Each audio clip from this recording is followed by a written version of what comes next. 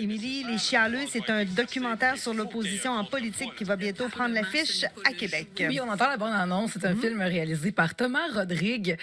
On l'entendait. C'est drôle parce que la musique a l'air des années 80. Oui, c'est vrai. Et On a l'impression que c'est de l'histoire, vous allez mais non, voir, c'est de mais l'actualité. vous allez voir, Martin, tout s'explique. En fait, c'est qu'il faut remonter en 1985 avant d'avoir un parti politique élu par plus de 50 % de la population. Et donc, c'est le phénomène qui a intéressé le réalisateur Thomas Rodrigue en se disant, mais crime, il y a plus de 50 % des Québécois qui sont représentés, donc en quelque sorte par l'opposition. Qu'est-ce que ça dit sur nous? Comment est-ce que tout ça s'articule? Et ils se sont également inspirés des jeux vidéo des années 80 pour rendre ça un petit peu plus ludique. Alors, il y a aussi une facture de ce fameux, là, on entendait la musique un peu, disons, nostalgique dans cet environnement-là, un peu du jeu vidéo des années 80. Alors, c'est là qu'on s'y retrouve pour rendre ça peut-être un peu plus léger, disons, comme sujet. Et c'est donc les deux co-scénaristes qui se sont penchés sur le phénomène. Et c'est évidemment un documentaire qui est entièrement réalisé à Québec. Et j'ai parlé un petit peu avec Thomas Rodrigue, qui en ce moment est en promotion pour le film, qui prend l'affiche le 12 mars prochain. On l'écoute.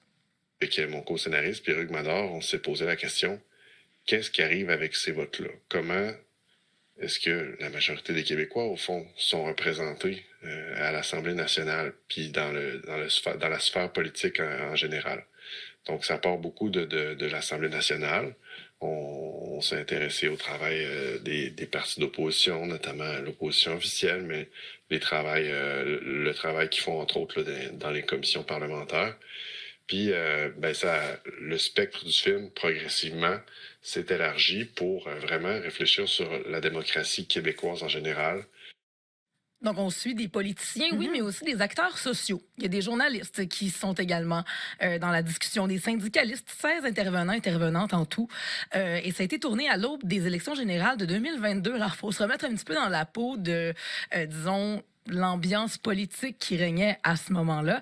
On y suit Dominique Anglade, qui était donc à la tête du Parti libéral à ce moment-là, Christine Labrie de Québec solidaire et Véronique Yvon du Parti québécois. Je souligne que ce sont toutes des femmes en politique. Je trouve ça intéressant également comme point de vue.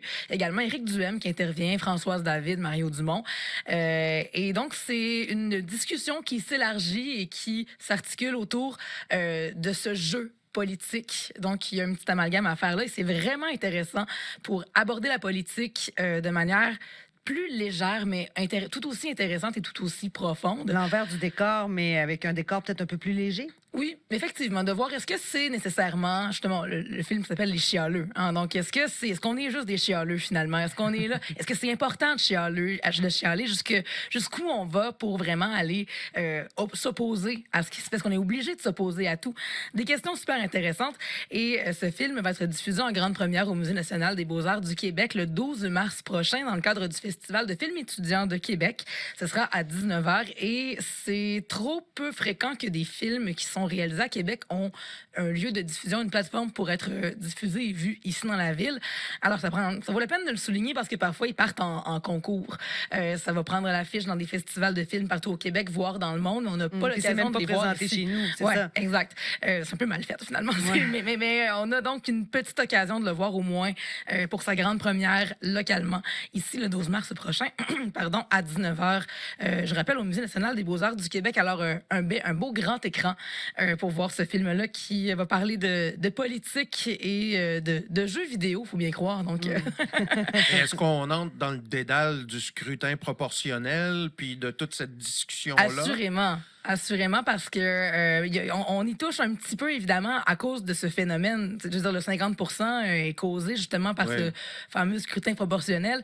Mais on va pas jusqu'à, disons, faire des souhaits ou en tout cas, se dire que ça serait mieux si...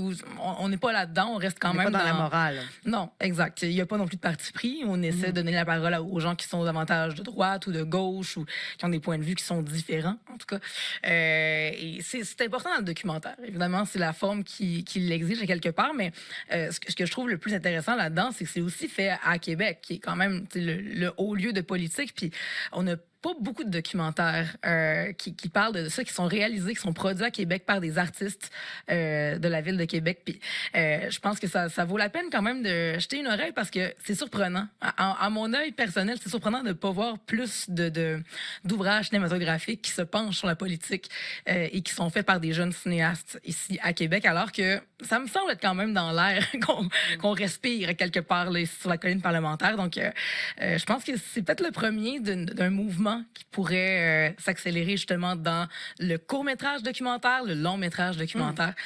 Donc, selon les moyens qu'on va voir dans les prochaines années se déployer, je sais qu'on a des beaux organismes comme Spira, par exemple, là, qui est là pour assurer le soutien à la distribution. Alors, je garde un œil bien ouvert sur ce genre de projet-là parce que je pense que on devrait s'y intéresser. Merci beaucoup. Excellent point de vue. Très intéressant. Ça s'appelle Les Chialeux. Ouais. Martin, vous pourriez peut-être vous réaliser le prochain documentaire sur la météo qui pourrait s'intituler Les Chialeux. Je pourrais. Ce serait un beau rôle pour vous, pourrais. ça, en seconde carrière, là, quand vous allez prendre votre retraite. Ouais, ah oui, je vais y penser.